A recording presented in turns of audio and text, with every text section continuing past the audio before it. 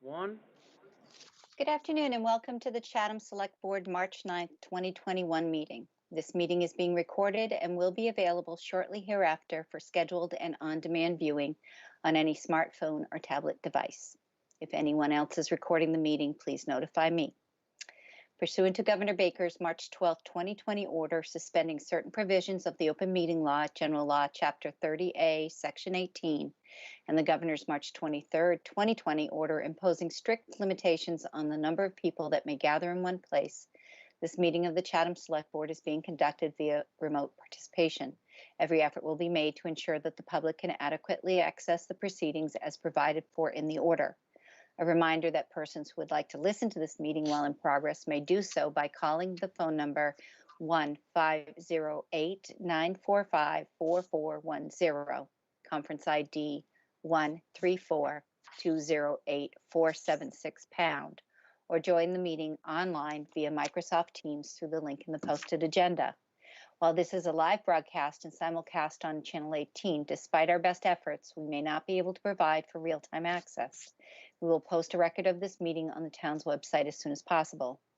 For efficiency while we're using this remote format, please mute your audio until called on, which you will be able to do if you're using the Teams app by using the raise your hand feature in the app, or if you're on the phone, you can speak out to me at the appropriate time.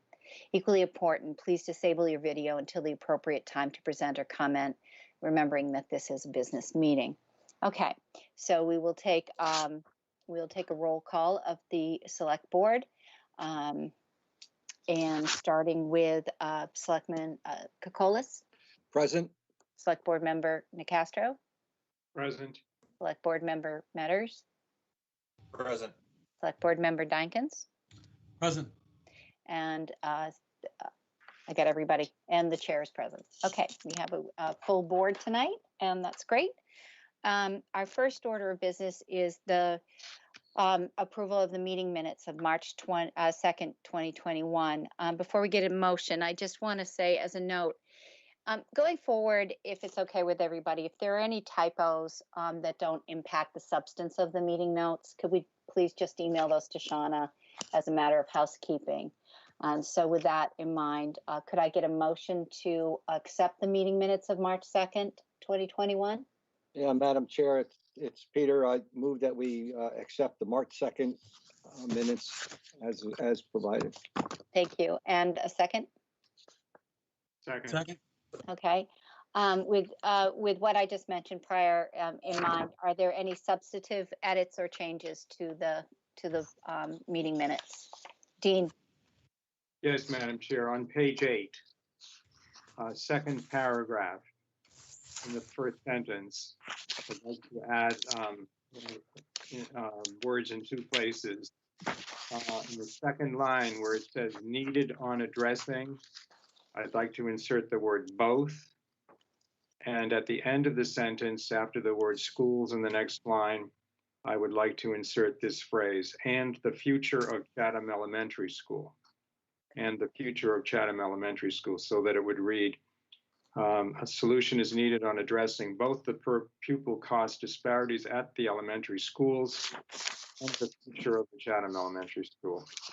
Thank you. Okay, thank you, Dean. Are there any other substantive changes or edits? Okay, hearing none, we'll take a vote to accept the meeting minutes of March 2nd. Dean? Aye. Peter? Aye. Jeff? Aye. Corey? Aye. And the chair says aye. And meeting minutes have been accepted and approved. Okay, so our next is public announcements and agenda item requests. I just want to let everyone know that our meeting, again, let everybody know that our meeting next week on the 16th will be dedicated to the 1610 Main Street COA project article. We'll be reviewing and potentially taking a vote to recommend and place. So are there any board members that have public announcements or meeting item requests? Okay. Any of the remote participants, please raise your hand or speak out. I see Justin Bohannon. Justin, welcome. You need You're to. on mute. You're on mute, Justin. Hi, thank you. As many of you know, I'm the chairman of the Independence Day Parade Committee, and I'm here tonight with an announcement with the theme of this year's event. So we are still holding out hope for an in-person parade, but we recognize that we may need to hold another virtual event. And we believe that this year's theme will work well in either situation. And this year's theme is a combination of submissions sent to us by Paula Carroll and Maureen Forbes. The theme of the 2021 parade will be Chatham, from sheltering in place to celebrating a new beginning. And as kind of a play on words, sheltering is SHELL-TERRING. So, we're asking people, what have you done in the past year to keep yourself busy and sane? What is something new that you have learned to do? What is something that you have started doing that you will carry forward with you? And as we can hopefully start to see the light at the end of the tunnel, what is something that you look forward to doing again? Whether it's an in-person or a virtual event, we plan to announce a grand marshal, plan to announce judges, and to award prizes just as we always have in the past. So we look forward to yet another year of clever, imaginative, and all-around fun floats, whether we see them virtually or on Main Street this year. Okay, thank you, Justin. Thank you for moving this forward with a little bit of humor involved in this year's theme. That's great. You're All welcome. right. Any questions for Justin before he departs? Okay, we don't have any. All right. Our next remote participant is Elaine Gibbs. Elaine? Yes, thank you, Madam Chair. Two things. I would request an agenda item from Tom Temple on an update on the West Chatham corridor in terms of what the schedule is going to be going forward and how far the project is anticipated to be in terms of completion by Memorial Day, so that we know what's ahead of us. The Mass DOT's moratorium is usually through March 15th, depending on weather, and it's pretty mild now. So if we could get an update and then have that put on the town website.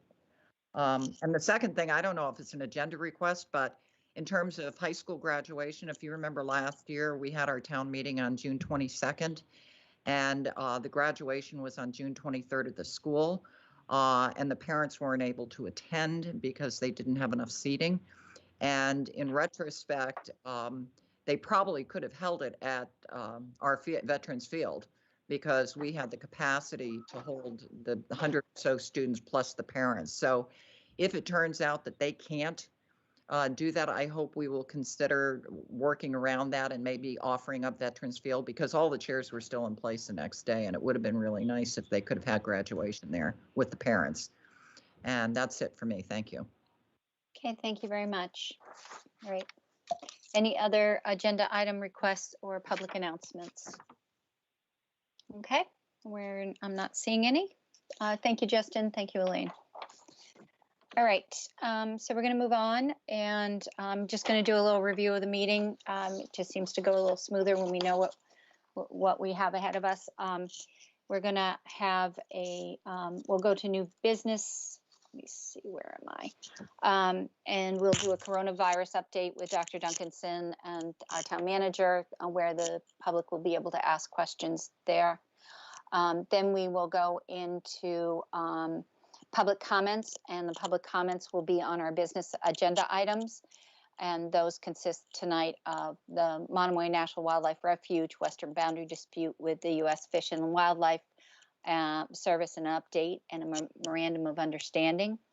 We're also going to have a dredging update, and then we will do an annual town meeting article review of several different items: dredging, prior year bills, fixed salaries, consolidated revolving funds, wood waste reclamation, childcare voucher. And then following that, we will have committee appointments. And we are not going to be convening the Affordable Housing Trust Board this evening, and we will not be going into executive session. So that's our meeting tonight. as we go forward. So our first order of business is for a coronavirus update from Dr. Duncanson, Director of Natural Resources. Dr. Duncanson? Good evening. Thank you, Madam Chair, members of the Select Board.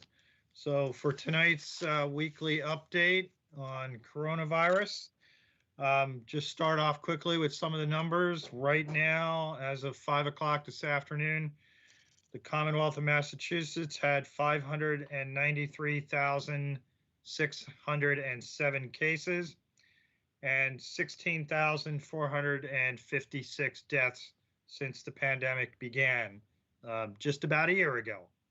We're coming up on Thursday will be the 1-year anniversary of the World Health Organization labeling it a global pandemic. In Barnstable County, we currently have 10,393 cases, and that's an increase of 33 cases from the day before. And we have 418 deaths in Barnstable County, which is an increase of 3 deaths from the day before. In Chatham, we are currently at 272 cases. And let me share my screen here.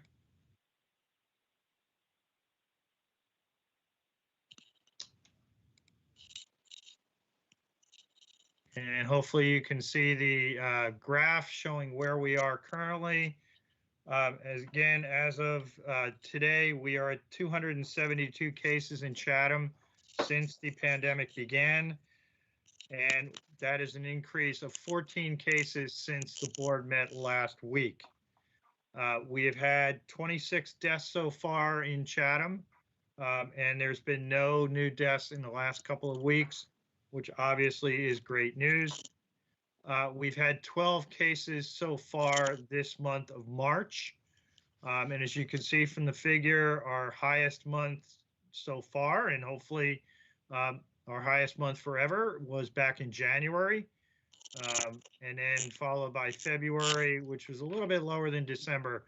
So we definitely had that post-Thanksgiving, post-holiday peak starting in roughly mid-December that carried through roughly mid-January-ish and then has been dropping off steadily since then. We have seen a slight uptick in cases over the last couple of days. So I'm really hoping that we don't continue along. And then the other graph that I just wanted to show quickly is our age distribution as of today. And you can see things are they're pretty steady. The greatest number of cases we've had in Chatham is the older, the 90 years and older demographic. And that was primarily driven by Liberty Commons Nursing Facility.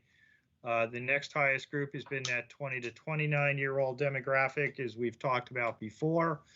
And of the new cases that we've had, the 14 cases or so that we've had since the board last met, I can tell you quite honestly, they were spread pretty well out from 79 years and younger.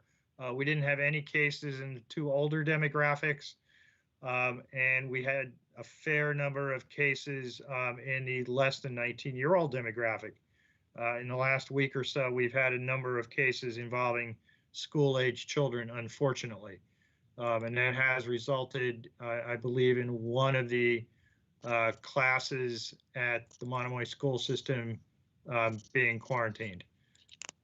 So, and just a couple of other things I wanted to pass along. Currently we do have a situation involving town employees. We had 1 town employee test positive. It was not an on-the-job where they got it, but unfortunately it has resulted in a number of other town employees being exposed on the job. So they are now either isolating or quarantining. And, again, we just continue, we sent out information again today, reiterating to town employees the importance of doing the daily health assessment and not coming to work if they, meet any of the criteria on that health assessment. because unfortunately, being a small town, we don't have a lot of depth in some of our departments. And basically to have 5 employees out, can be really impactful. We are also aware of a local medical office that is closed temporarily due to a COVID cluster at that location. We've been in contact with them. They have closed. They are following the Board of Health protocols for that. And then just a couple of other things I wanted to touch on.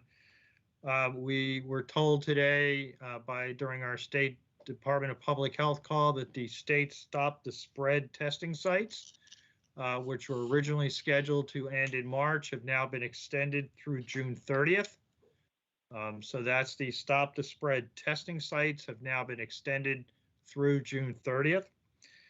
And then the travel order, the Massachusetts travel order has been updated to basically indicate that those individuals that have completed the vaccination process, so those people that have received either 2 doses of the Pfizer or Moderna vaccine or the 1 dose of the Johnson & Johnson vaccine, when they return to Massachusetts, if they travel out of state and they're coming back to Massachusetts, they are no longer required to get a negative COVID-19 test or to quarantine.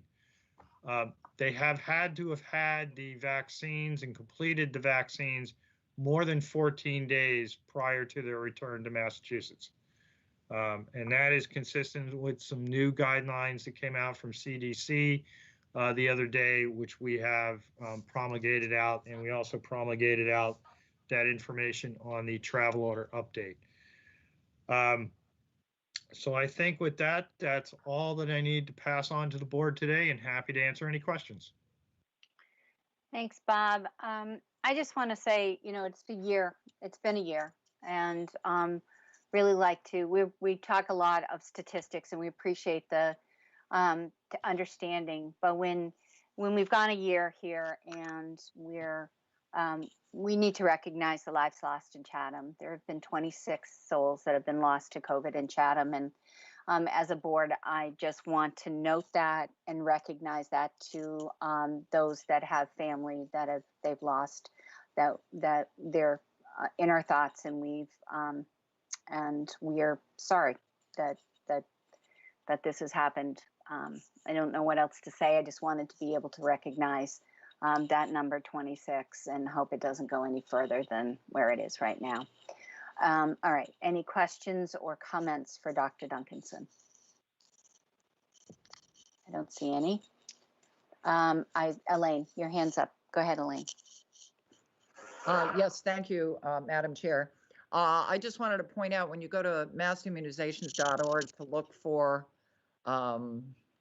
appointments, it now goes into a waiting room so that you can't see the list. Even if it's filled, you have to wait to be entered into the room.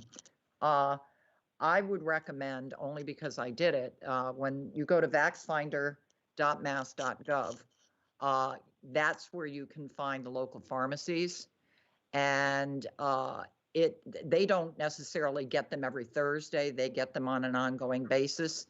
And I found that to be, if you check local pharmacies in your zip code, they will show you the pharmacies, and then you can go in and schedule an appointment.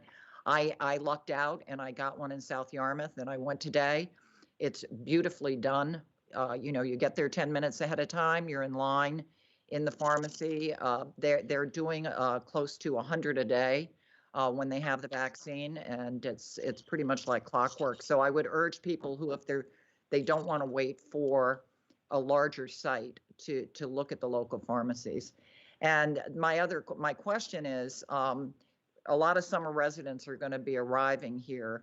Are they going to be eligible to use the vaccine, get vaccines here if they have second homes, or is that going to be restricted to full-time residents? Because I see that as a real concern with everything so limited here, that if it's opened up to second residences, it's going to be harder for full-time residents to get vaccinations. I'm not aware of the answer to that at this time, but we can reach out to the governor's office, or maybe Bob has some information on it, but I don't think there's been any rules or regulations around that so far. Bob? Yeah, I'm based on the information that I have, anyone who lives, works, or goes to school in Massachusetts is eligible, including second homeowners. So, but I haven't seen any recent updates to that. No. Okay. Thank All you. right. Thank you. Thank you, Bob. Thank you. Okay. Thank you. I think our next update is from the town manager. Jill? Thank you, Madam Chairman. I don't have any new information to update the board on.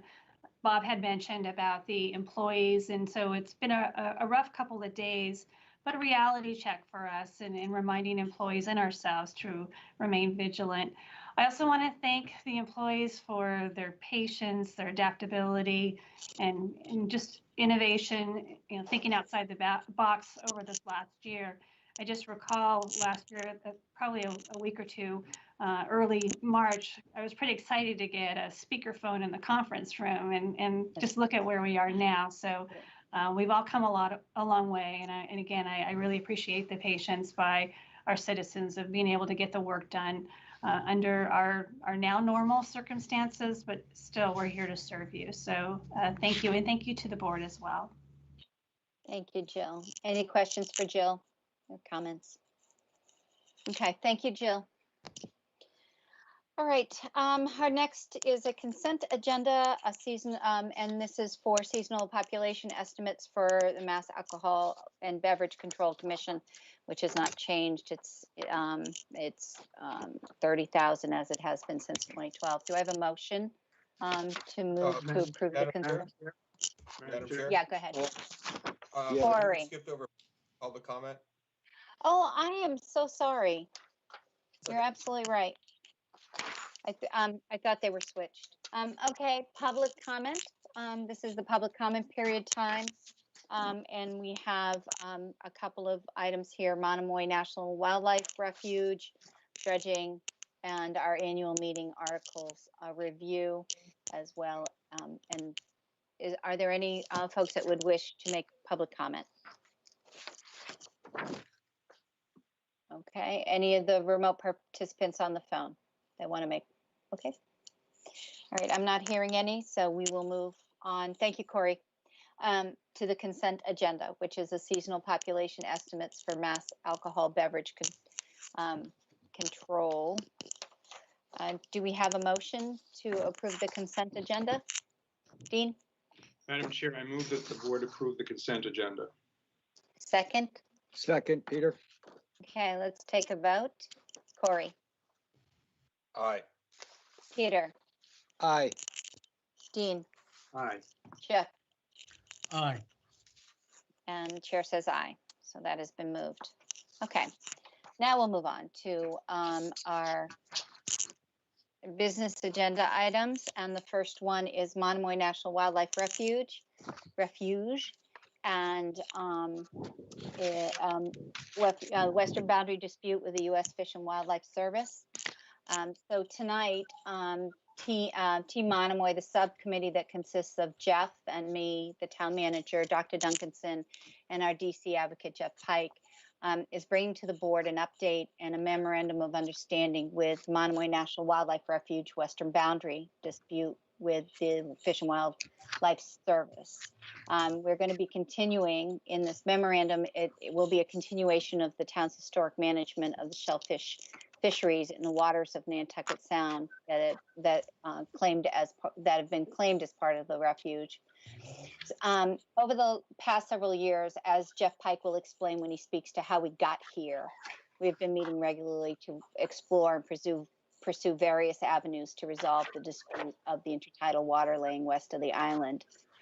This MOU creates a process for ensuring the sustainable management of the fisheries resources that have been so important to our town. The joint management outlined in the MOU ensures the town will continue to manage all commercial and recreational clam, oyster, and scallop fisheries consistent with the past practices as elevated in the comprehensive plan that we with the refuge comprehensive plan, conservation plan. Sorry. So I think we're going to have Jeff Pike sort of give us an overview of this. to explain how we got here and what we're looking at.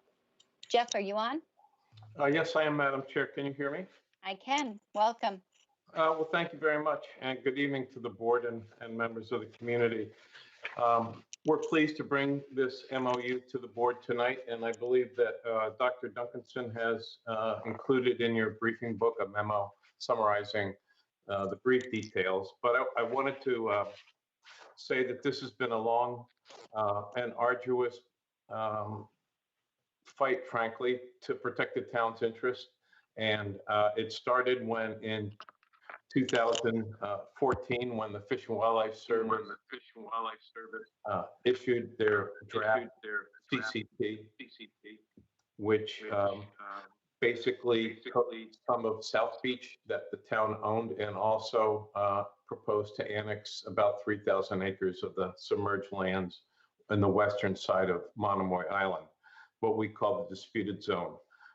In addition to those land grabs, if you will, the service had proposed a heck of a lot of prohibitions and restrictions on fin fishing, banning fish weirs, restricting shell fishing, banning scallop harvesting, and so on in those waters. And under the leadership of the subcommittee of the board and Jill and Bob, we were successful in turning around a lot of those restrictions and really reclaiming, if you will, the town's ability to manage fisheries. And that's essentially what this executive order does. It preserves the town's right to manage the fisheries in that disputed zone, and only in that disputed zone. In 2015, there was a special town meeting that passed a resolution opposing federal annexation of South Beach and also the western area. And we were tasked with looking at every administrative, legislative, and judicial resolution to this problem. Chatham believes, and the Commonwealth believed, that we own that area to the west.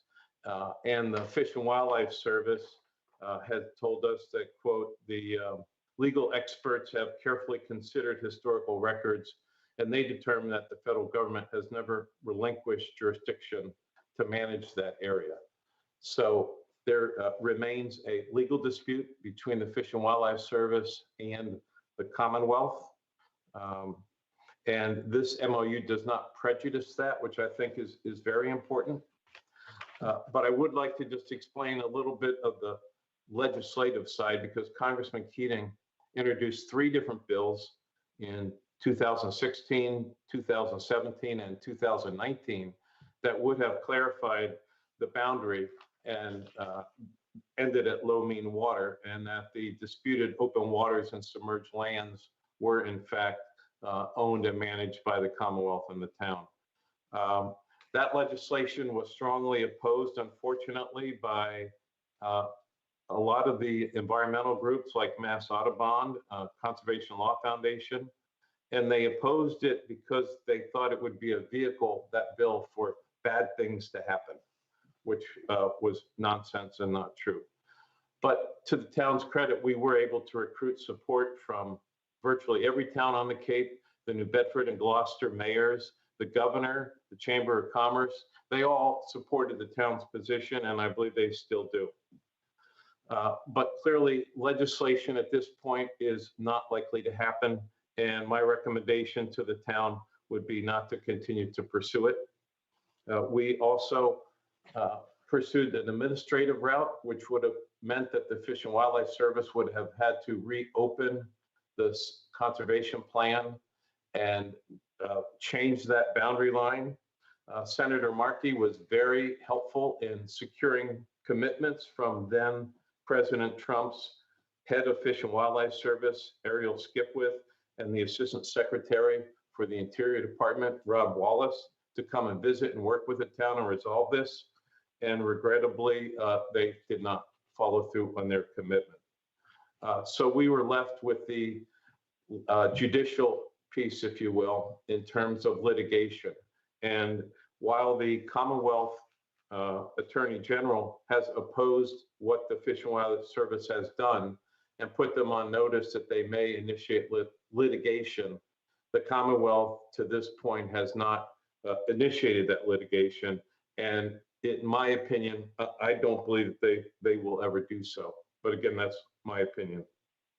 But to summarize, I think the town will be able to continue to manage the fisheries as they have done for hundreds of years in the past. This MOU doesn't prejudice the legal position of any of the parties that, to it. The MOU was reviewed by the Mass Attorney General, the Mass DMF, Town Council, and I believe that the Shellfish Committee also approved it at a vote to 7-0.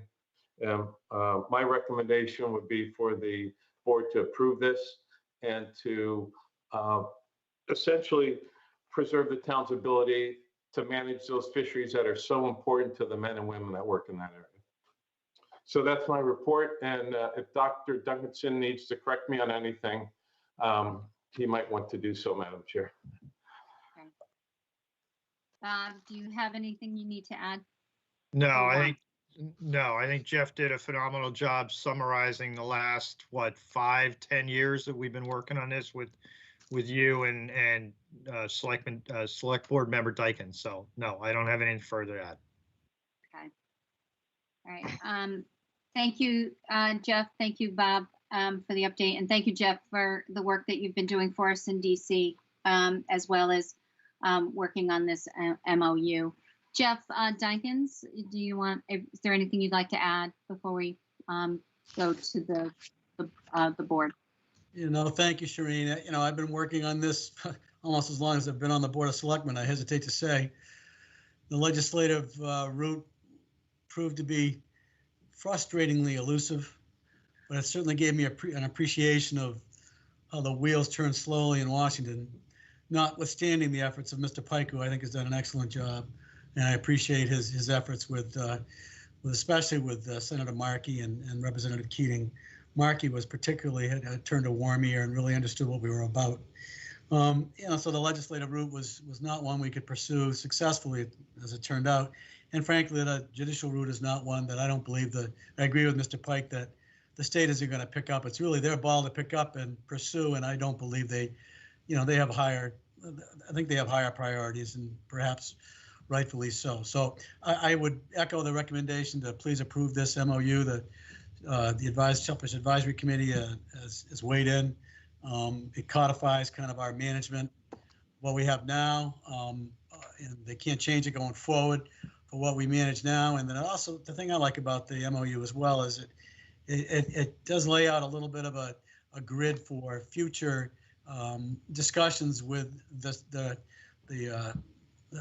National Wildlife Service, should we have new fisheries there or come up with new techniques. So at least it lays the groundwork for further conversation within a time frame that's acceptable, that can't be extended forever. So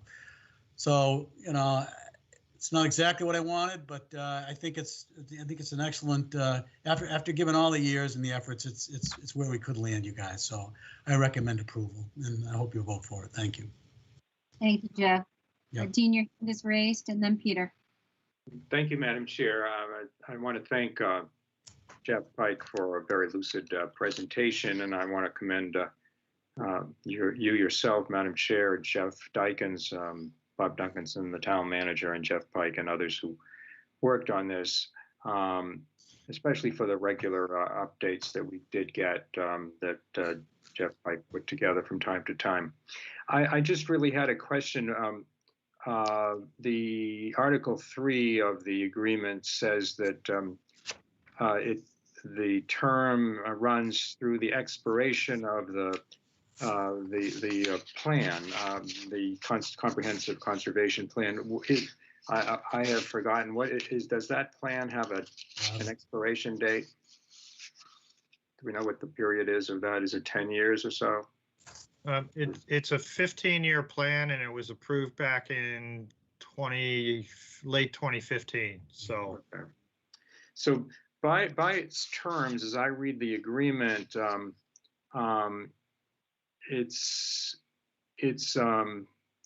it runs through that date, or unless it is replaced by a future management plan. So does that mean that, given what Jeff Pike explained about the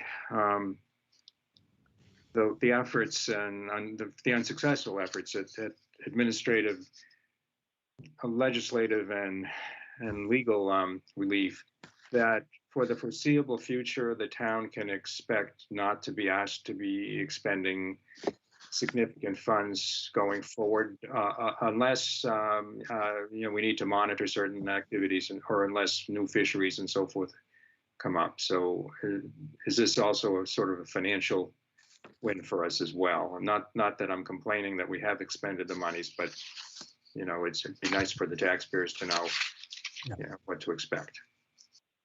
So that's my question. Well, it's our expectation that that's what this will help to satisfy.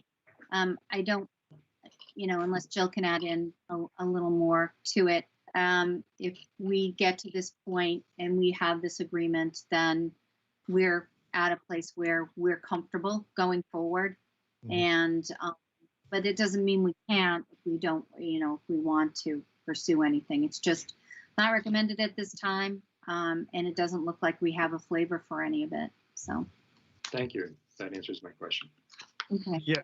And Shireen, if I may, the other thing that I think comes into play with Dean's question is under Article 2 in the 4th paragraph, the last sentence, we purposely put in there that the town and the Fish and Wildlife Service would consider jointly funding any needed research about issues. And that was a direct result of the, about 10 years ago, or probably closer to 15 now, when they were talking about banning shellfishing in the intertidal zone. The town spent about $100,000 on consultants to make their case, to make our case that shellfishing in the intertidal zone was actually beneficial to the refuge, because Fish and Wildlife, didn't want to do it. But now there's this mechanism in here to really say, look, if research along those kind of lines is going to be done, there needs to be serious discussion about doing it jointly, so it doesn't all fall to the town anymore. Thank you. Okay. Thanks, Bob. Peter? Yeah, thank you, Madam Chair. I remember following this before I was on the board, and I was struck after I've been on the board thinking about what you guys have been doing during the long period of time. I make just a general comment. I don't think there has to be an appreciation for everything that the town has done, and also what Jeff Pike has done in Washington. Sounds like you get a couple of congressmen to put get some legislation. That is not easy. No. Not easy to deal with all the different organizations that are stakeholders that are going to come after you, either for you or against you. And I just wanted to commend it, because I remember I first heard of it. You come from a background and you say, okay, why aren't these guys doing A, B, and C? Well, they were doing A, B, C, D, and E, as a matter of fact. And I was, after I was on the board, I was impressed. And I think what you've come up with here is a great, I hate to call it a win-win, but it's a great way to keep what you did previously, you can still do. And it's in the paper, it's called status quo. And you have agreement between parties that legally think they have the right answer, but neither really wants to go to court. Neither really wants to move ahead. This MOU does what you need to do. I mean, as much as I know Jeff probably would like to, Jeff Dykins would and the rest would like to have some legislation out there. It makes it hard. But I think this is, I remember seeing this the first time going, man, that's a great idea. It's an MOU works. It'll work. As long as the parties you have agreed and you've got the wherewithal to do it. So I would support it. Thank you. Peter, any other comments from the board? Okay, well, before us right now is the MOU itself, with the recommendation that, both Jeff and Jill and Dr. Duncanson, that the board accept this. um, I don't know how exactly it's worded, that we approve this and sign the memorandum of understanding between the town and the Fish and Wildlife. So if there's a motion, I'd appreciate, I'll entertain it. So moved, Shereen. Second. All right. Second. All right. Any further discussion? Any comments? Madam Chair, Yes, go ahead. if the board could authorize the use of electronic signatures or the stamps, that would be appreciated. Okay. Jeff, do you want to amend that to authorize the use of electronic signatures in the So moved. motion? So Okay, moved. great. Madam Chair. Yep. And seconded? Okay. All right, well, let's take a vote. Selectman Kokolas, Aye. Selectman Nicastro, Aye. Selectman Dykens, Aye. Selectman Matters, Aye. and the chair says aye. All right, we have an MOU. Thank you very much. Jeff, Bob, thank you. You put a lot of time and energy into putting this together, and we truly appreciate the efforts. Jeff, thank you for the work over the last few years. It's been commendable. Thank you very much. Thank So you. we'll move on. All right. Madam care. Chair. Yes, go ahead. One more thing that the town, we're going to issue a press statement Okay. that will likely go out tomorrow or shortly thereafter. And so U.S. Fish and Wildlife, they will be issuing a press statement, and it's relating to the joint efforts on this MOU. So I just want to let the board know. Okay. Yeah. Thank you. So I expect both of those to go out. All right. Thank you very much, Jill. Okay. All right. Thank you, Jeff. Thank you, Bob. All right. Our next, Bob's going to stay here because we're getting a dredging update. Thank you, Madam Chair. Yeah, Ted Keon was making a presentation on erosion and coastal issues at the Atwood House tonight. Yeah. So hopefully that went very well. So we were asked to put, Ted is here. Yes, Ted. Yes, he just texted me that he was available. But I'll go ahead and start it off. And obviously, if you have any specific questions, we have another resource to address those. So we were asked to put together a dredge report and kind of touch on three really major topics. So the first one I want to talk about is the Stage Harbor entrance channel. As the board's aware, the county dredge sand shifter has been working there since late January and through the month so far. With the dredge material, we no longer call it dredge spoils, but with the dredge material being piped about 12,000 feet away over to the feeder beach just west of Cockle Cove Beach. And then, based on the prevailing currents, the longshore currents, that sand then moves from the west to the east. So it nourishes not only Cockle Cove Beach, but also Ridgevale, and then ultimately gets to Hardings. So that work has been underway.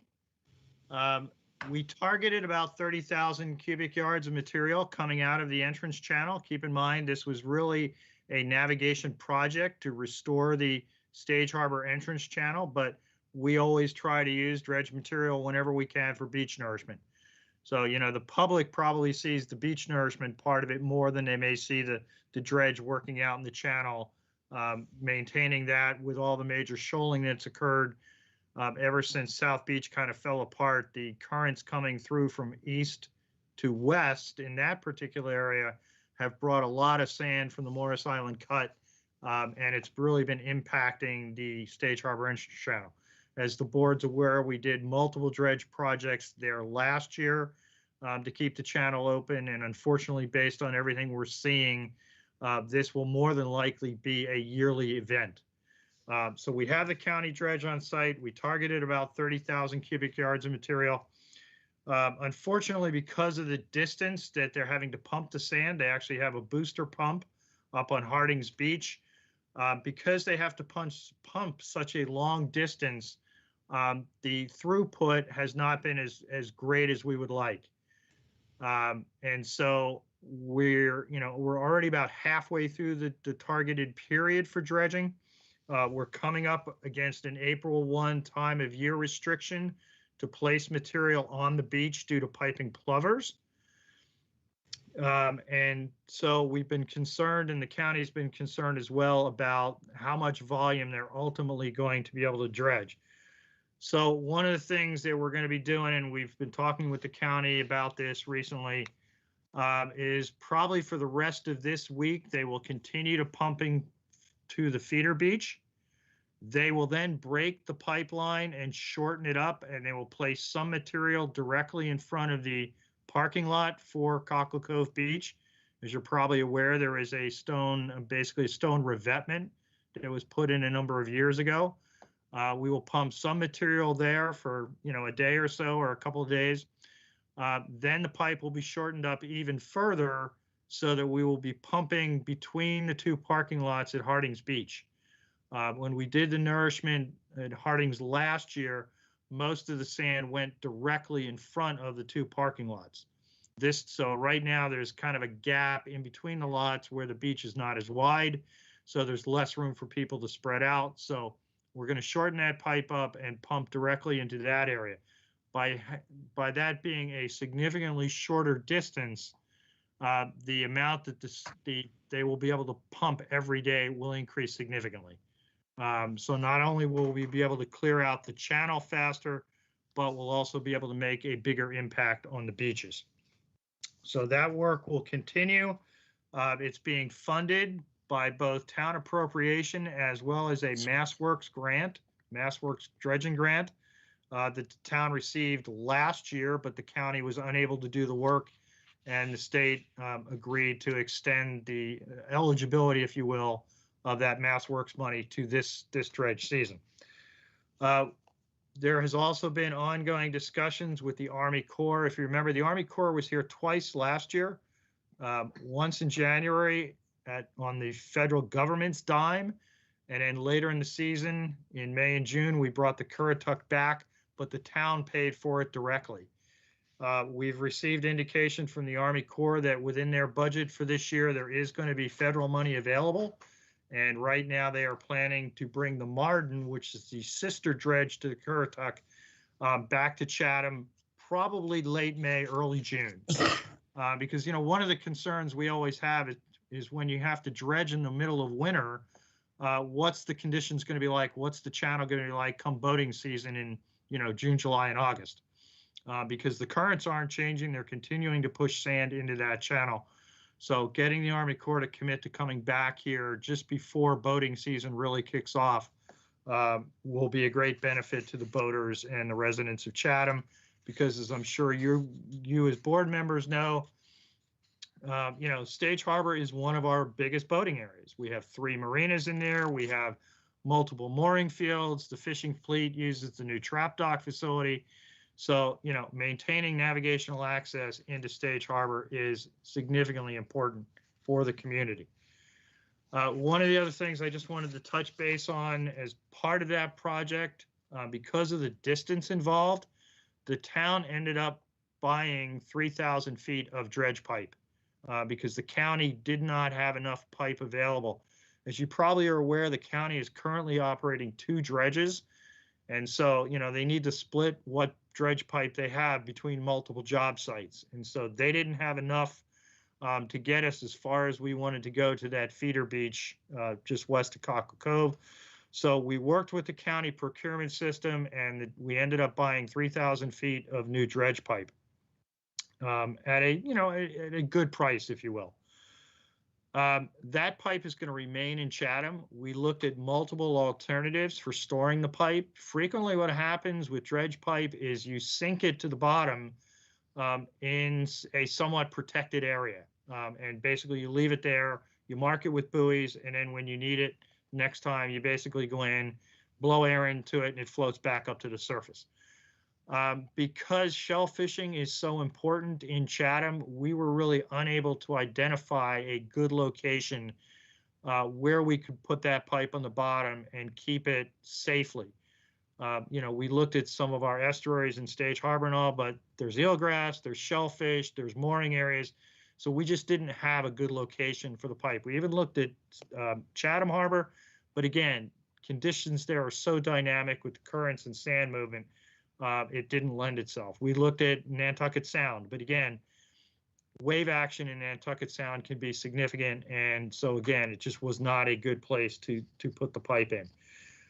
We looked at burying it along the beach, but that raises a host of issues that if the pipe were to get exposed during bird season, the town could have negative ramifications with either the state or federal endangered species programs. We also looked at cutting it in smaller sections and burying it on the beach right in front of the parking lots at Harding's Beach. Those parking lots are about 300 yards wide, and so we thought, well, maybe that would be a reasonable spot.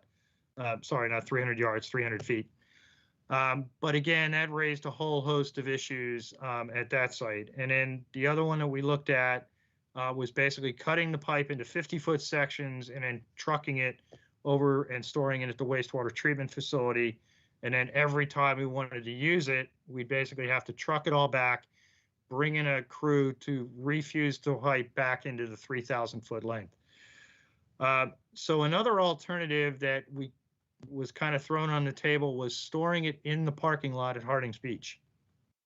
And so Ted has had conversations with Dan Tobin, with the Park and Recreation Commission. We've had conversations internally with the conservation agent. It seems like a doable alternative.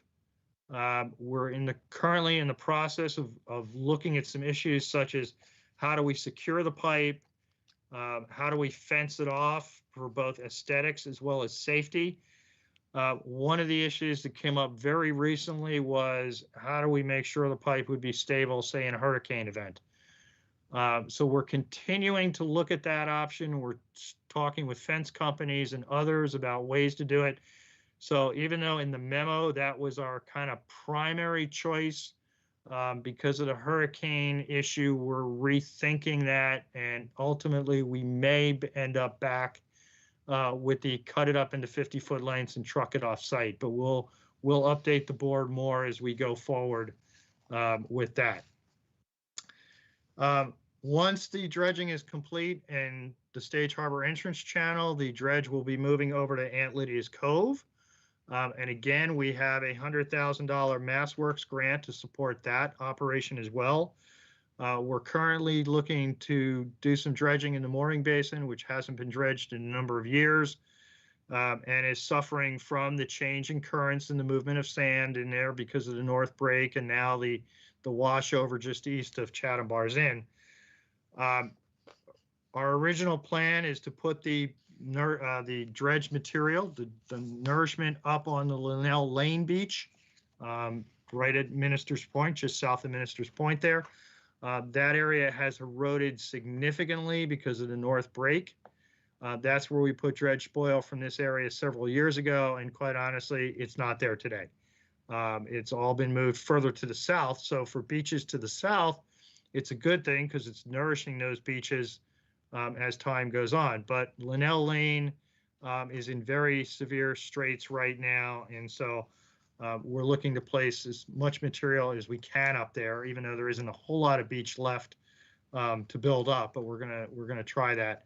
And the other alternative is the beach at Chatham Bars Inn has been severely eroded recently, so they have been in talks with the town about getting some material to restore their beach. They would pay for that, as we've done in other areas. They would actually pay to get that sand, if you will. We've done similar things with the Harding Shores Association down on the Nantucket Sound side when we did the dredging last year. So those two things are coming along. Hopefully the Aunt Lydia's Cove dredging will get underway probably in early April. Again, we have to work around kind of the time of year restrictions for birds on the beaches. There haven't been any bird issues at Chatham Bars Inn to date. We did have a bird up on the Linnell Lane area last year. Whether or not it comes back, because piping plovers tend to come back to the same beach year after year. However, the conditions have changed there so dramatically this year. It's a call as to whether or not that bird is gonna show back up. So with that, we did want to talk about the Dredge article, but I know you're talking about that separately. So with that, the other thing that I did want to touch on, we have received a draft of the consultant's report on a town-owned dredge and the viability of that and all the issues with it. It's currently under staff review. It's about an 80-page report. It's relatively technical, so it's not the kind of thing you can just sit down and read in an evening. You really need to read and think and really understand what they're saying. So we do have a draft. We do have some comments that we want to go over with the consultant before we'd be ready to bring a draft report back to the board. But hopefully that will be in the coming weeks or month or so.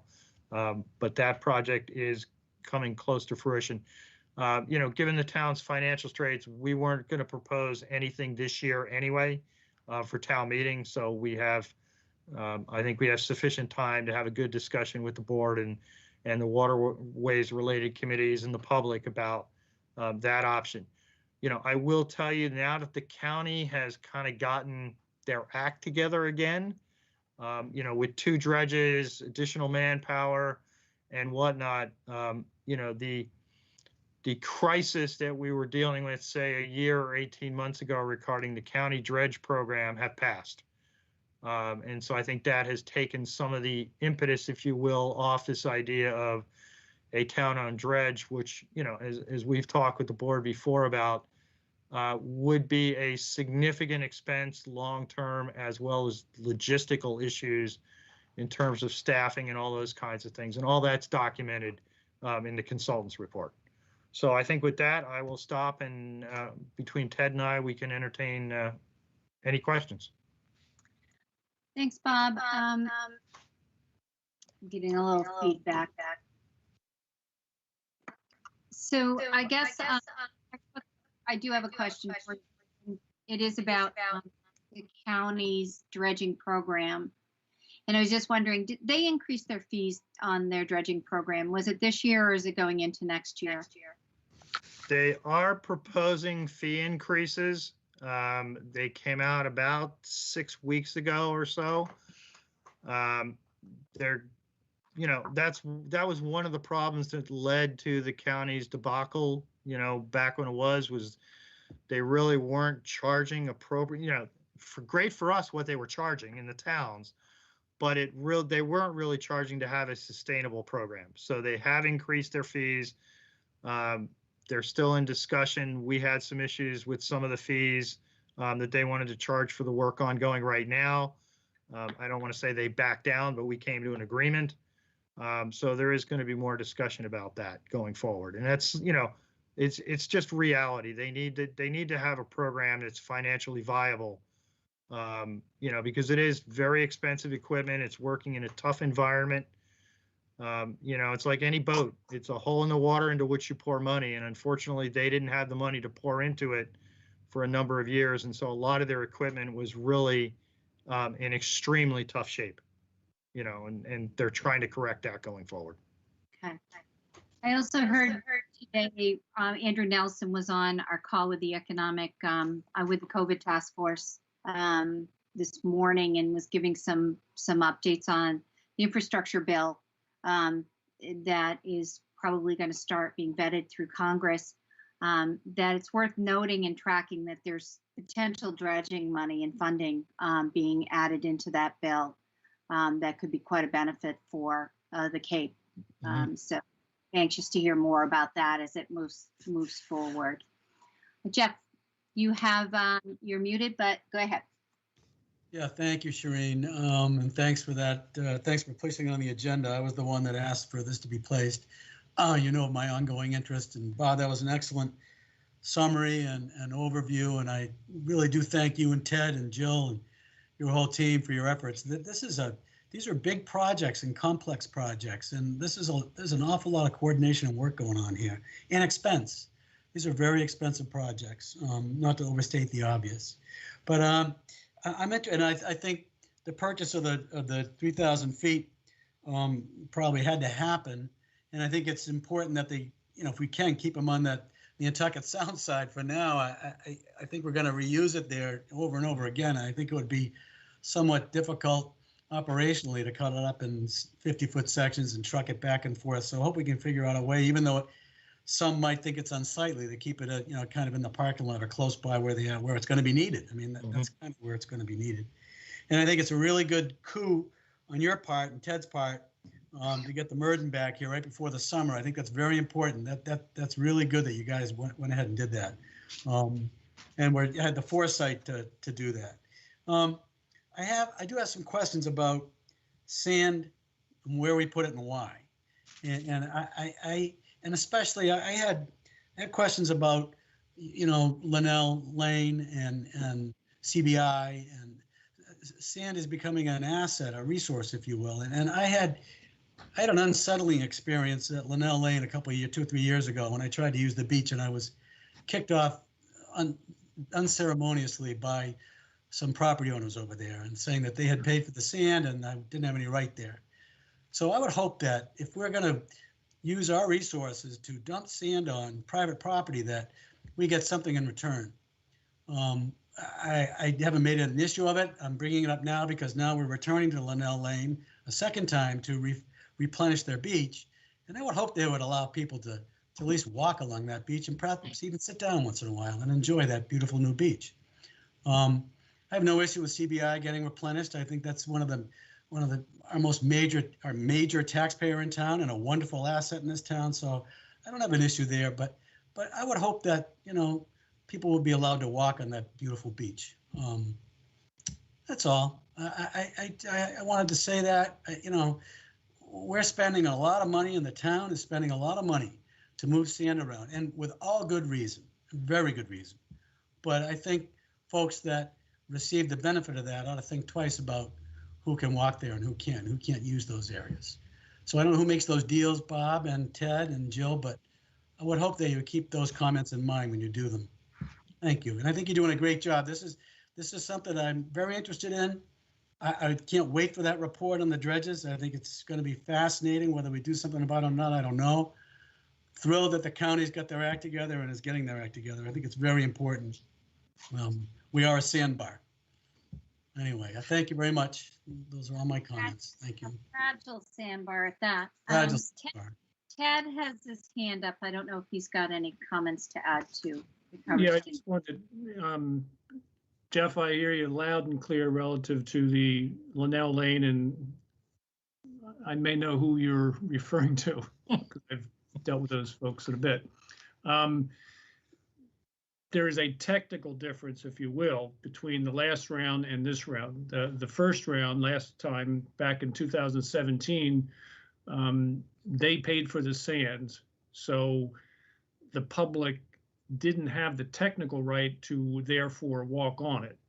I've always tried to encourage folks when this happens that they should encourage that regardless of whether they purchase it or not, just because it shows goodwill. In this case, because things have changed so drastically over there and how rapidly, in essence, they lose the sand, none of the property owners were willing to pay for the material this round. Therefore, they are in lieu of that and are required to, from the town's permitting requirements, signing the strolling easement. So you will absolutely have the right, and everyone else would have the right to stroll along those beaches. The strolling easement does not give you the right to plop your beach chair and cooler down technically, but you do have the right to stroll along the beach. So that is a legal difference between the last round and this upcoming round. Okay, thank you, Ted, for that explanation.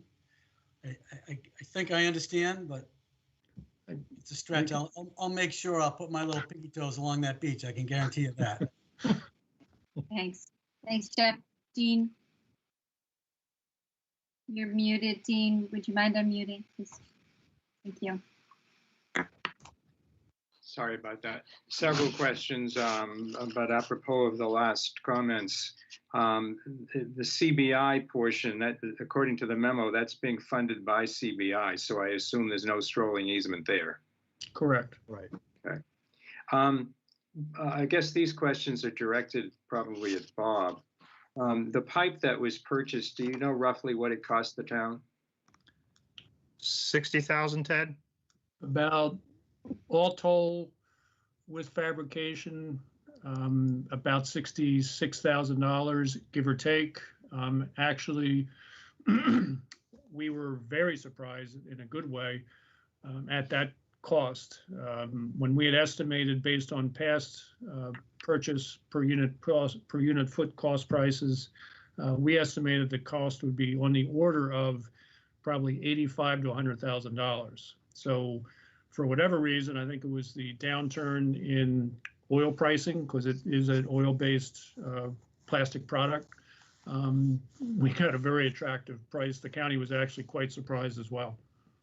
That's good. Well, thank you. Bob did refer to it as a good price, so it sounds like it was. So are we the only town on the Cape that has its own pipe?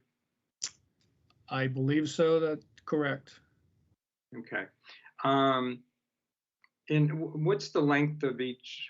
How long is each length of pipe? So they have to be cut into 150 foot. Well, you're going to cut them into 50-foot sections. It sounded like. Yeah, they come from the factory shipped on a flatbed truck in 50-foot sections. So we had 60 pieces, if you will, arrive, and then they were fabricated into 10 300-foot sections to fit them on the parking lot, which is sort of, one of our target, concepts. I don't have a 300-foot long parking lot, if you will, that would work well. But the eastern lot in the sort of the northeastern portion has that indent where they would fit 150-foot portions. So in speaking with the county, I mean, fusing the pipe isn't that difficult, but you need a machine, lease a machine and an operator. So we felt that cutting it in half and just fusing, 10 pieces back together, 20 pieces back together into 10 would be pretty easy and a lot easier than doing 60 pieces. Ultimately. But, if we have to do that just for a myriad of reasons, and so be it, it would just have to be part of our anticipated, dredging costs for that project. It certainly sounds as if you've looked at every possible locale for it, but I guess I would sort of echo Jeff's suggestion that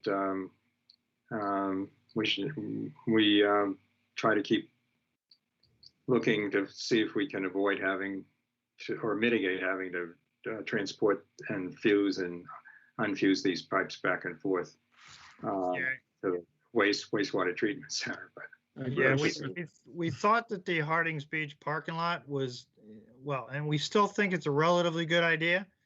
But then when this issue of hurricanes came up, it was like, okay, we have to make sure we deal with that. Now, we're not saying we can't. We just have to make sure that however we decide to store it and secure it, because the last thing we want is, all this dredge pipe now in 150-foot lengths, all in the marsh behind the beach and Oyster River and all. So that was something we hadn't originally thought about, but it came up. And so now we're going to see if we can figure out a way to mitigate it. And because that is definitely our preferred choice as opposed to trucking it, there and back twice a year to make dredge projects happen. So right, well, that makes sense. Yeah.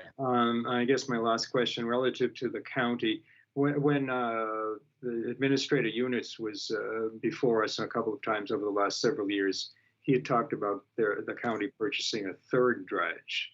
Is that still part of their plan? What they did purchase a third dredge, which was the copy, if you will, of the first dredge. However, the first dredge is no longer a dredge. They realized that to rehab it into a functional dredge really was not appropriate, not cost effective. And I thought they came up with a unique and very novel. They took the cutter head portion, the business end, if you will, off, and they turned it into a floating booster pump. So now they are using it as a secondary booster pump for various jobs, which is a great idea because the engine and the pump system on that dredge wasn't so bad. It was the rest of the paraphernalia that was in tough shape. Okay. Well, thank you. And the last point I'll make is I remember when Jeff Dykens requested the study on the possibility of the town purchasing its own dredge. And so I look forward to the upcoming report on that, and we'll have to take a hard look at it. Sometimes the town might just have to undertake its own operations. We may have to be doing that with the elementary school, who knows? But these things are very costly and very complicated. So I look forward to that report. Thank you very much for the update. Yeah. Yeah, I'm sorry. I do have one quick follow-up, and it's a question for Ted and Bob. You know, I've talked about groins and investigating groins in the past, but I'd like to know the towns that have the groins, and I'm thinking of Yarmouth, and Dennis, and Harwich. Are they dredging and replenishing their south-facing beaches all the time? Yes. Okay. I mean, I say that quickly. When they do their typical, you know, inlet channels, similar to, say, the Mill Creek, it's of a similar scale. Yeah. That material, I think, in all cases, I can't think of one where it wouldn't, goes on to their adjacent beaches. It may be one side or the other, depending on needs. And it doesn't necessarily go to the most needy beach, if you will, for whatever reasons. But the short answer is yes, they are equally nourishing their beaches as we do. And then the deposits we're making west of Cockle Cove, I went down there. I couldn't see where the sand is actually ending up. If you go down to the Cockle Cove parking lot and look to your right, it's just farther down that beach. Yeah, right on the other side of the two homes, directly adjacent to the parking lot. There's a, you know, the second home from the parking lot is having a new bulkhead installed, so there's a lot of heavy equipment there, and they may not want you walking through there. I did. But if you were to, then the beach that's just on the other side looks a lot different than it did 2 months ago. Okay. All right. Okay. Thank you. Thanks a lot. All right. Any other questions from the board? All right. Thank you, Bob and Ted. It was a really good update, really informative, and we'll look forward to more information. Okay. All right. Thanks. Okay. So continue our conversation. We have meeting financial and fiscal articles that I believe Alex will probably be giving. Welcome, Alex, our Director of Finance Director. Will giving us some background on it, which includes the dredging that was referred to the agenda item. So welcome, Alex. Thank you, Madam Chair. Yes, I'm not sure if you'd like to start with the dredging article, but you just heard that. And tonight in your packet, we've targeted 6 articles that are sort of annual articles for the annual town meeting warrant. One of those being dredging, which you just heard the report on. Another article for prior year bills, fixed salaries for our elected officials, the consolidated revolving funds, our one enterprise fund, which is the Wood Waste Reclamation Facility Enterprise Fund, and the Child Care Voucher Program, which, as you might recall, was culled out of the Human Services budget a couple years ago and is now presented as a standalone article. So I'll run through these in order on the packet, beginning with prior year bills. And every year, we hope not to have prior year bills to bring forward to the Board of Selectmen and annual town meeting, as it requires a 4/5 vote of the annual town meeting to approve a prior year bill. I've provided a list of the bills in the draft warrant article, and the bills total $11,524.28. 2 of these invoices are back from 2018. For one reason or the other, we didn't receive the bills and they were not paid. So probably when the companies were going through their accounts receivable, they found them and have asked us to pay them. A couple of the other items, 2 for IT for the OpenGov software licensing. Again, the bills were received after the close of the fiscal year. We have a mileage reimbursement for one of our landing officers who had submitted the invoice, which had charges from June and charges from July. So we couldn't pay the June charges because it was received after July 15th. So that's the reason for that on the article. And then we have a cost for legal services. So even though we reached out to our legal counsel, we didn't receive the May bill. We received the June bill, but not the May bill. So that is why that's on the prior year bills for this year. So I'm happy to answer any questions if you'd like to have any questions on the prior year bill article. Any questions on the prior year bills? Jean? Madam Chair, might I suggest that we take votes on these one by one as we go through them? That's a great idea. I want to move that we place this article on the annual town meeting warrant for our town meeting on June 7th. It's currently scheduled for June 7th. What's the town meeting? 12. 12. June 12th, 2021. Second. And we have a second. Any further discussion on this, on the prior year bills payment? Okay, let's take a vote. Corey? Aye. Aye. Peter? Aye. Dean? Aye. Jeff? Aye. Aye. Jeff, did I see you? Aye. And chair says aye. Okay, do we have a vote? We have place it, vote to recommend? Well, I move to that we recommend this article. Motion to recommend and a second. Second. Okay, we'll take another vote. Corey? Aye. Jeff? Aye. Dean? Aye. Peter? Aye. And the chair says aye. Okay. All right, thank you. Next, Alex? Thank you, Madam Chair. The next article for your consideration is the annual article to fix the salaries of our elected officials. That includes yourself and the moderators. So this is, again, there's no money attached in this article. The funding source comes under the operating budget article later on. So that will be as part of that discussion.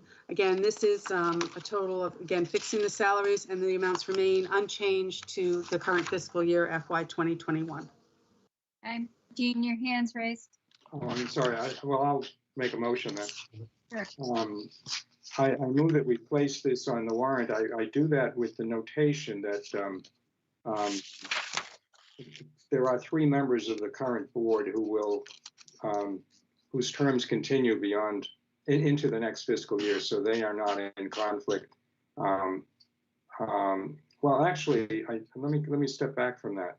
I think we probably have to invoke the rule of necessity here, and we started doing that a couple of years ago when we raised these amounts. So I think we should all declare that, and I'll make the declaration on behalf of everyone if they're in agreement, that we all have a conflict in that each select board member would receive a stipend under this article. 3 of the current members of the board's terms continue into FY22, and 2 members would need to be reelected in order to benefit. But so in those cases, the conflict is contingent. But with that in having been stated, I'll move that we place this article on the warrant. Okay. Do we have a second? Okay, let's take a vote. Jeff? Aye. Dean? Aye. Peter? Aye. Corey? Aye. Chair says aye. Okay. Madam Chair, I move that we recommend this article. Second? Second. Okay, take a vote. Peter? Aye. Dean? Aye. Corey? Aye. Jeff? Aye. Chair says aye. All right, next. Okay, thank you, Madam Chair. The next article is the approval of the consolidated revolving funds. The town has 6 revolving funds that need approval for a spending limit each fiscal year. Previously, we used to have to go through and approve the establishment of the revolving funds, but that was before the Municipal Modernization Act. So now all we need to do is set the spending limits for the revolving funds. The 6 revolving funds all remain the same except for the airport revolving fund. We're asking for an increase from $50,000 in expenditures to $75,000 in expenditures. We're not sure if that will, we will expend that much. Again, that's just the maximum that we can spend without getting approval from the board and or the finance committee. All right, any questions on this? Dean, your hand's up. Yeah. Madam Chair, I just had a question for Alex. In the printed memo, the airport shows 50,000. Should that be 75,000? This is under the article itself. Yes, that should be 75,000. I'm sorry, I noted that on my copy. So we will increase that to $75,000 for the warrant. And in the motion itself, and I'm sure you'll catch this when you put the whole warrant together, but it says it references Article 6 as containing the list as opposed to Article 7, which is enumerated above. Okay, we'll check that too. Again, copying from one year to the next, sometimes the articles change numbers. Sure. So, Madam Chair, I move that we place this article on the warrant. Move second. Second. Yeah, let's take a vote. Corey, Aye. Peter, Aye. Jeff, Aye. Dean, Aye. and chair says aye. Madam Chair, I move that we recommend this article. Second, Second. let's take a vote. Jeff, Aye. Dean, Aye. Peter, Aye. Corey, Aye. chair says aye. All right, let's move Madam- on. Madam Chair, I don't mean to dominate this, but my hand has been up consistently, so I might as well read it. Just I go. move, this is on the Wood waste. food waste. Mhm. I'm sorry, Alex will want to speak to that first. This is a different item. This is the enterprise fund. I'm sorry, Alex. Thank you, Mr. Nicastro. I'm perfectly happy for you to make the motion on this. Again, this is a very standard article. Every year we need to approve our one enterprise fund, which is a $25,000 enterprise fund for the stump dump. And just to provide the board a little background, the current fund balance as of June 30th in this enterprise fund is $329,356. Okay. Madam Chair, I move that we place this article on the wood waste reclamation facility enterprise fund on the warrant. Second, Second. okay. Let's take a vote. Jeff, Aye. Dean, Aye. Peter, Aye. Corey, Aye. and chair says aye. Motion to recommend. Motion to So recommend. Second. To see if somebody else would pick it up. Okay. All right. Let's take a vote again. Jeff, Aye. Dean, Aye. Peter, Aye. Corey, Aye. chair says aye. Okay. All right. Next. Moving on, the next article for your consideration is the child care voucher program. Again, as I mentioned earlier, this was removed from the human services budget as presented as a separate article, meaning that if any funds are not expended, they will carry forward to the next fiscal year. This is a very popular program. All the funds have been expended for the prior fiscal year. But again, we're asking to fund this as a separate warrant article in the amount of $75,000, again, unchanged from the current fiscal year, moving for FY 2022. And just to note that the funds were expended by January of this year, of last year. So they went very quickly. Okay. All right. Motion. Shereen, Yeah. I move the town appropriate the sum of $75,000 to fund the Chatham Child Care Voucher Program. Second. Second. Okay. Let's take a vote. Jeff, I have a question. you have a question, Dean? I'm sorry. Any further Yeah. discussion? I just wanted to ask Alex or Jill, is this 75,000 going to be enough? This is the amount that was recommended by the Human Services Committee. So again, this is part of that program where they solicit the request for proposals from the various providers, and $75,000 was requested. Okay, thank you. All right. Okay. We'll take a vote now. Jeff, Aye. Dean, Aye. Peter, Aye. Corey, Aye. And chair says aye. Vote to motion to recommend. Yeah, I move to recommend, Madam Chair. Second. Second from Dean. All right, let's move forward. Jeff, Aye. Dean, Aye. Lori, Aye. Peter. Peter, Aye. okay, chair says aye. All right, okay. Okay. Thank you, Madam Right. Chair. In the last article, you just heard of the dredging program, so we provided a draft article for the capital project of dredging, requesting $300,000. Funding source is free cash, so no impact on the tax rate. And I provided the balance of free cash with the funding for the prior year bills, the proposed amount in the capital budget of $2.6 million. Would leave a balance of free cash of $1,419,249 to be used to fund other articles that may come forward. Motion, I move to place it. okay, move to place it. A second. Second. Yeah. Any questions or further Yes. discussion? Jeff, go ahead. Yeah, I just, and I maybe ask this every year, but we call this a capital item. And yeah, it's a lot of money and it should be separately stated and asked for, but I don't consider it to be a capital item. I think it's an operating expense. We can't, in my world, a capital item is something you capitalize to the balance sheet and depreciate over time. It's an asset that has a longer life than 1 year. This is just an annual operating expense. But anyway, I think we should vote for it and call it capital and, move forward. However, it's a nuance that's always bothered me.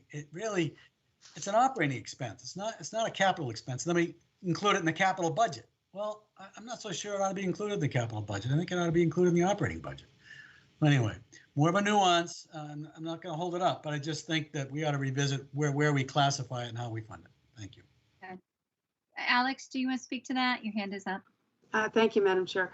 Yes, I just want to speak to that. Again, we try to fund it as a separate standalone capital article or a standalone article because the funds would carry forward from 1 year to the next if the funds aren't used in one fiscal year. Whereas if it's part of the operating budget and the funds aren't used by the end of the fiscal year, it closes to fund balance or free cash. And this has helped our dredging program in the past by building up funds when we haven't needed to provide dredging. So that's why we've done it this way. Okay, and that's an excellent reason. Thank you. You're welcome. All right. Where are we at? Do we have a motion? Yes. Yeah, we just. In a second. And a second. Okay, so we just have to vote. Jeff, Aye. Dean, Aye. Peter, Aye. Lori, Aye. chair says aye. Okay, vote to recommend. So So move. moved. All right. Second. Second, right, somewhere we gotta, okay. Any further discussion on that? I guess not. So let's take a vote. Jeff, Aye. Corey, Aye. Dean, Aye. Peter, Aye. chair says aye. Okay, all right. Is that it, Al, for us? That's it. Thank you very much. Thank you. Thank you. Time presentation. Thank you. Okay, so our next is committee appointments, Committee for the Disabled and Human Service Committee. My notes are kicking right over here. So this earlier we interviewed Bob Hillard for the Committee for the Disabled. And that's for a term. There's 2 vacancies for associate members to June 30th, 2021. And our second was Mary Hillard, who interviewed for the Human Services Committee. And the Human Service Committee has 1 vacancy for an unfulfilled term to June 30th, 2021, and another one to 2023. So I'd accept a motion to appoint if anybody's interested. Corey. Madam Chair, I'd like to move to appoint Rob Hillard to the Committee for the Disabled as an associate member until June 30th, 2022, unless sooner revoked or successor is appointed. Second. Okay. And we can do that to 2022? Yeah. Okay. All right. Second. All right. And we have a first and second. Okay. Let's take a vote. Corey, Aye. Jeff, Aye. Dean, Aye. Peter, Aye. chair says aye. Okay, next is for the Human Services Committee. We have one candidate. We have a motion.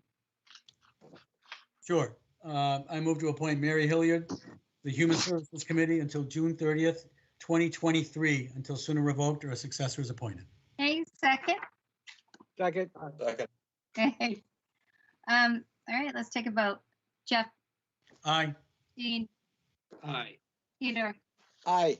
Cory, Aye. chair says aye. Okay, great. We have, Madam Chair? yes, go I have ahead. a question for Shauna. We just, in Mr. Hilliard's case, we appointed him to 2022, and I'm very happy with that. But the memo that we got in front of us for the interviews said that those vacancies went to June 30th, 2021. I know. Just want to make sure we have the correct date for that appointment. Associate appointments would expire June 30th, 2021. But as we only have less than 3 months left on these, it would be appropriate to appoint to 2022. Okay, thank you. Okay. All right. So we're all set with that. We have two brand new Chatham residents Yeah. who are willing to step up and be on committees, which was really nice. Really nice interviews. Okay, so that's it for our agenda tonight, guys. Anybody want to, any final thoughts before we get a motion to adjourn? No, thank None? you. Yep. Okay. Mo- Thank you. Motion. So moved. Should do, Joe. Okay. Okay, we have a motion and we have a second. Okay, let's. All right, it's only 7 o'clock. This Yeah. is great. Yeah. Jeff, Aye. Thank you. Dean, Aye. Peter, Aye. Cory. Aye. Okay, chair says aye. All right, great. We are adjourned. Thank you, Jill, and everybody that made their presentations tonight. Good night, everyone. Good night, Chatham. Stay safe. Aye. Got him. Aye, good night. Aye. All right.